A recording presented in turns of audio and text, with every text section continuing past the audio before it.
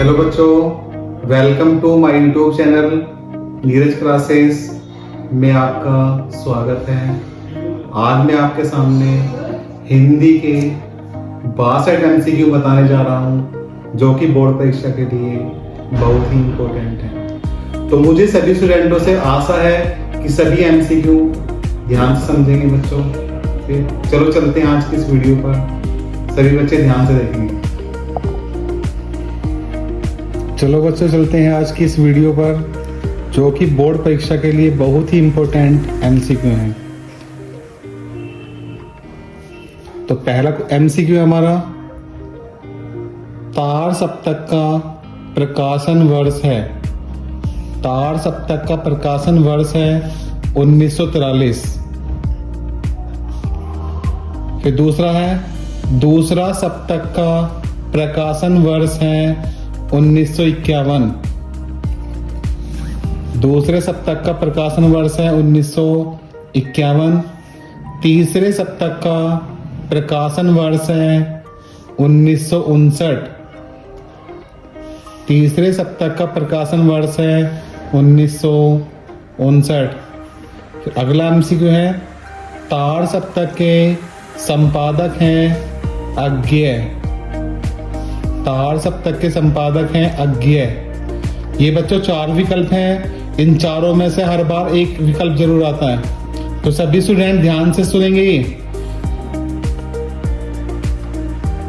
हर बार एक ना एक जरूर आता है, ये करने चारों ये। तो तार सप्तक का प्रकाशन वर्ष 1943, फिर दूसरा सप्तक का प्रकाशन वर्ष 1951, तीसरे सप्तक का प्रकाशन वर्ष है 1959। फिर तार सप्तक के संपादक कौन है? अज्ञेय। अगला MCQ है, साहित्य और कला किसकी रचना है? भगवत शरण उपाध्याय की। साहित्य और कला किसकी रचना है बच्चों? भगवत शरण उपाध्याय की।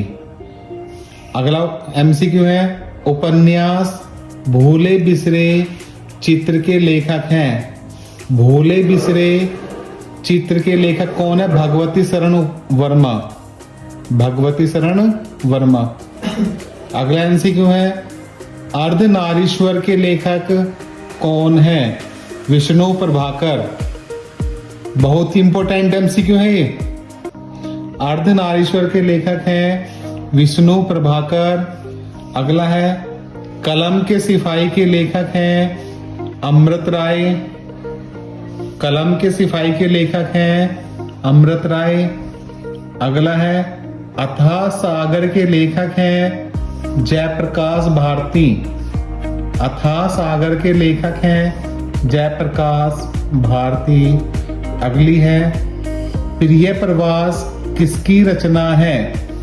प्रिय प्रवास किसकी रचना है? हरिओद की है। अगला MCQ है, भारतेंदु युग का समय है 1868 से लेकर 1900 तक। जो भारतेंदु युग है उसका समय 1868 से लेकर 1900 ईस्वी तक। अगला है, छायावादी युग की प्रमुख विशेषता है। छायावादी युग की प्रमुख विशेषता है श्रृंगार और प्रेम वचन। इसकी प्रमुख विशेषता कौन सी है? श्रृंगार और प्रेम वचन। अगला है, लोकायतन के रचनाकार हैं। लोकायतन के रचनाकार है सुमित्रा नंदन पंत। अगला है, आंगन के पार द्वार के रचयिता है। आंगन के पार द्वार के रचयिता है अज्ञेय। अगला MCQ है, दीप शिखा का काव्य संग्रह है। दीप शिखा का काव्य संग्रह है महादेवी वर्मा। बहुत ही इंपॉर्टेंट MCQ है।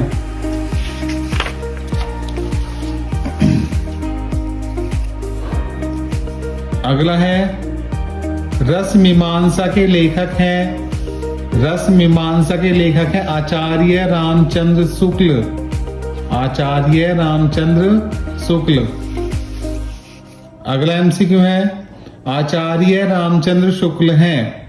आचार्य रामचंद्र शुक्ल हैं कौन है? आलोचक। ये आलोचक थे। अगला एमसीक्यू है, शुक्ल युग के प्रसिद्ध उपन्यासकार कौन है? शुक्ल युग के प्रसिद्ध उपन्यासकार कौन है? इसका आंसर है भगवती शरण वर्मा। भगवती शरण वर्मा। अगला है, हंस पत्रिका के संपादक हैं। हंस पत्रिका के संपादक कौन है? मुंशी प्रेमचंद। मुंशी प्रेमचंद। अगला है, गुलाब राय द्वारा रचित आत्मकथा है। गुलाब राय द्वारा रचित आत्मकथा है मेरी असफलताएं। मेरी असफलताएं। अगला है, मेरी आत्मकथा जीवनी के लेखक कौन है? मेरी आत्मकथा जीवनी के लेखक कौन है? आंसर है मोहन राकेश। आंसर क्या है बच्चों? मोहन राकेश। अगला है, शेखर एक जीवनी उपन्यास के लेखक हैं। शेखर एक जीवनी उपन्यास के लेखक है अज्ञेय। अगला है, भगवत शरण द्वारा रचित निबंध कौन सा है? भगवत शरण द्वारा रचित निबंध कौन सा है? ठूंठा आम। ठूंठा आम। अगला, लहरों के राजहंस के लेखक है। लहरों के राजहंस के लेखक हैं। आंसर है मोहन राकेश। अगला, गेहूं और गुलाब किसकी रचना है? गेहूं और गुलाब किसकी रचना है? राम वृक्ष बेनीपुरी की। अगला है, अनंत आकाश के रचनाकार हैं। अनंत आकाश के रचनाकार हैं कौन है? जयप्रकाश भारती। अगला है, यशोधरा रचना है। यशोधरा रचना है किसकी है? मैथिली शरण गुप्त की। अगला, प्रयोगवादी के कवि हैं। प्रयोगवादी के कवि हैं कौन है? अज्ञेय। अगला, वाच्य कितने प्रकार के होते हैं? 3 प्रकार के होते हैं। वाच्य कितने प्रकार के होते हैं बच्चों? 3। अगला, वाक्य के कितने तत्व होते हैं? वाक्य के कितने तत्व होते हैं? कितने होते हैं? 4।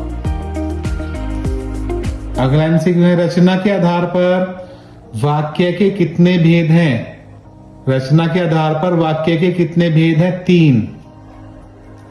अगला एमसीक्यू है, अर्थ के आधार पर वाक्य के कितने भेद हैं? अर्थ के आधार पर वाक्य के कितने भेद हैं? 8।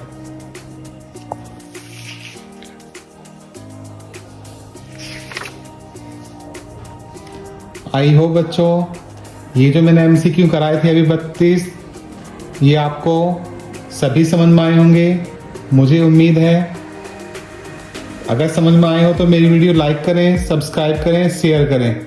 और चलते हैं आज के 33वें एमसीक्यू पर। 33वां है, दोहा छंद का ठीक उल्टा कौन सा छंद होता है?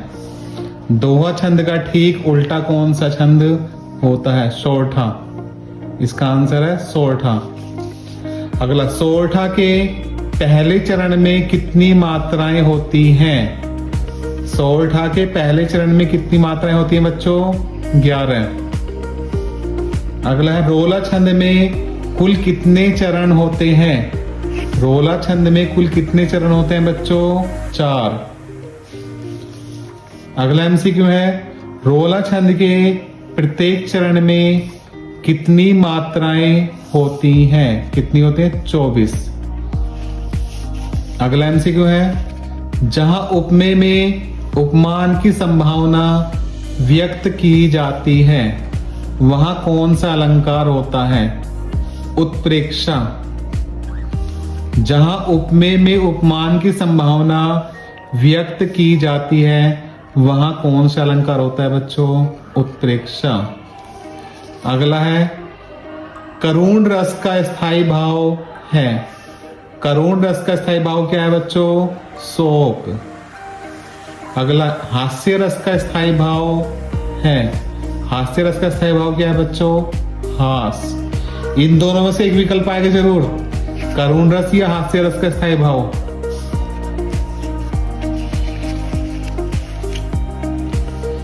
अगला एमसीक्यू है चरण कमल बंदो हरि राई में अलंकार है।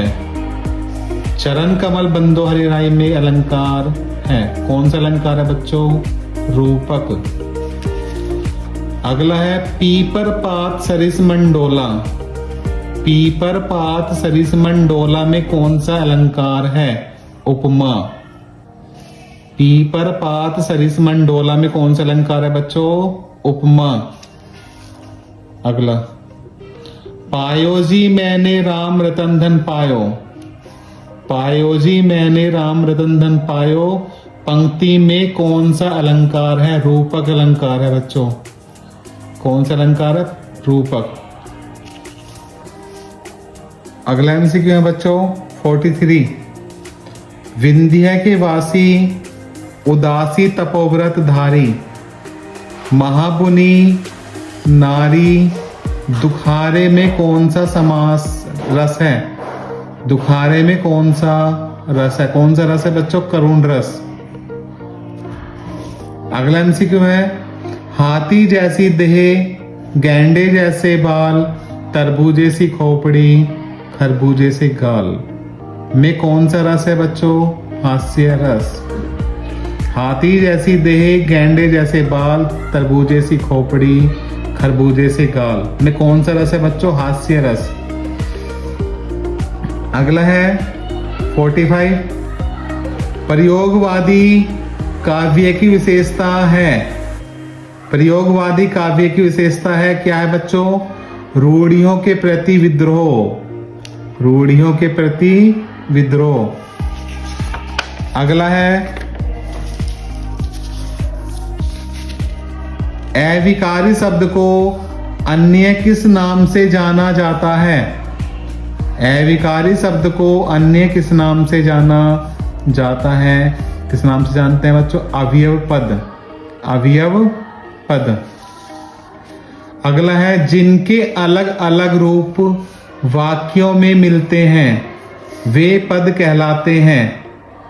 जिनके अलग अलग रूप वाक्यों में मिलते हैं वे पद कहलाते हैं। क्या कहलाते हैं बच्चों? विकारी पद। क्या कहलाते हैं वे? विकारी पद। अगला एमसीक्यू वह अचानक चला गया। वह अचानक चला गया वाक्य में प्रयुक्त अचानक पद का व्याकरण है, व्याकरणिक परिचय है। यानी कि वह अचानक चला गया वाक्य में जो अचानक शब्द है इसका व्याकरण रूप क्या है? क्या है इसका व्याकरण रूप बच्चों? क्रिया विशेषण। क्रिया विशेषण। अगला कृतवाच्य में प्रधानता होती है। कृतवाच्य में प्रधानता किसकी होती है बच्चों? कृतवाच्य की। कृतवाच्य में प्रधानता किसकी होती है बच्चों? कृतवाच्य की। अगला नील गाय में कौन सा समास है? नील गाय में कौन सा समास है? कौन सा समास है बच्चों? कर्मधारय समास। कर्मधारय समास। अगला है नीलांबर में कौन सा समास है? नीलांबर में कौन सा समास है बच्चों? कर्मधारय समास। अगला एमसीक्यू है राम कृष्ण में कौन सा समास है? राम कृष्ण में कौन सा समास है? बच्चों ध्यान रखना है बस, अगर बीच में डैश लग रहा है ऐसे डैश लगा के दो शब्द आ रहे हैं राम और कृष्ण, राजा और रानी, माता और पिता, इन सब में द्वंद्व समास कहलाएगा। बीच में डैश आ रहा है तो समास का नाम है द्वंद्व समास। बस डैश को देखना है बच्चों। एक ऑप्शन इसमें से आएगा समास में से, द्वंद्व समास या द्विगु समास। अगला एमसीक्यू है नवरत्न में कौन सा समास है? नवरत्न में द्विगु समास है। नव माने नौ रत्नों का समूह, जिसमें संख्या प्रकट कर रहा हो वो द्विगु समास कहलाता है बच्चों। जिसमें संख्या प्रकट कर रहा हो कौन समास कहलाता है बच्चों? द्विगु समास। ये नौ मीन्स नौ रत्नों का समूह, नौ रत्नों के समूह को बोलते हैं। कौन सा समास है बच्चों? द्विगु समास। अगला एमसीक्यू है नीलकंठ समस्त पद में प्रयुक्त समास है। नीलकंठ समस्त पद में प्रयुक्त समास है। कौन सा समास है? बहुव्रीहि समास। बहुव्रीहि समास। अगला, नीलकमल में कौन सा समास है? नीलकमल में कौन सा समास है बच्चों? कर्मधारय समास। कर्मधारय समास। एक एमसीक्यू हिस्से बनेगा समास, जो समास मैंने बताए तीन, ये तीन एक एमसीक्यू हिस्से बनेगा जरूर।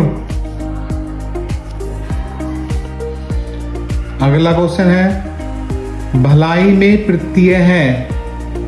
प्रत्यय जो शब्द दे रखा है उसके पीछे जो आ रहा है, भलाई क्या आ रहा है बच्चों? आई आ रहा है उसमें, तो इसका प्रत्यय क्या हो जाएगा? आई। जो शब्द के पीछे आ रहा है वही प्रत्यय कहलावा है। एक बार सब पढ़ेंगे बच्चों, भलाई, भलाई के लास्ट में आ रहा है हमारा आई, तो वही हमारा प्रत्यय है आई। अगला है अवयव। अपव्यय शब्द में कौन सा उपसर्ग है? अपव्यय शब्द में कौन सा उपसर्ग है बच्चों? जो शुरू में लग रहा है हमारा अप, ये उपसर्ग है हमारा। बस इसका आंसर हो जाएगा बच्चों अप। अगला, अभ्यागत शब्द में उपसर्ग है। अभ्यागत, अभ्यागत शब्द में उपसर्ग क्या है बच्चों? अभी।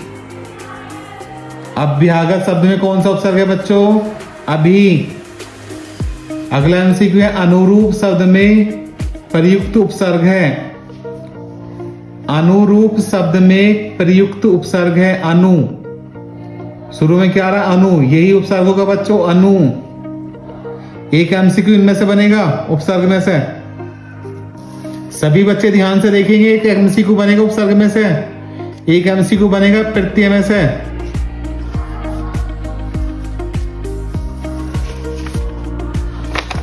अगला एमसीक्यू है, सुगम शब्द में प्रयुक्त उपसर्ग है। सुगम शब्द में प्रयुक्त उपसर्ग है बच्चों सु।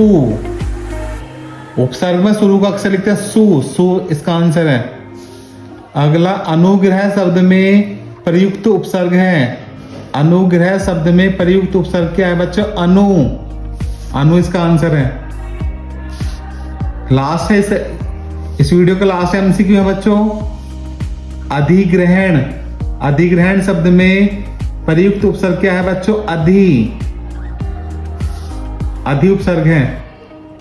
इस वीडियो में बच्चों 62 एमसीक्यू थे, जो कि बोर्ड परीक्षा के लिए बहुत ही इंपॉर्टेंट एमसीक्यू है। मुझे उम्मीद है आप सभी को पसंद आए होंगे। तो सभी स्टूडेंट ध्यान से समझेंगे इस वीडियो को, 100% बोर्ड परीक्षा में यही आएंगे। सही है बच्चों? अगर बच्चों वीडियो अच्छी लगे तो लाइक, सब्सक्राइब, शेयर करना ना भूलें। लव यू बच्चों, बाय बाय।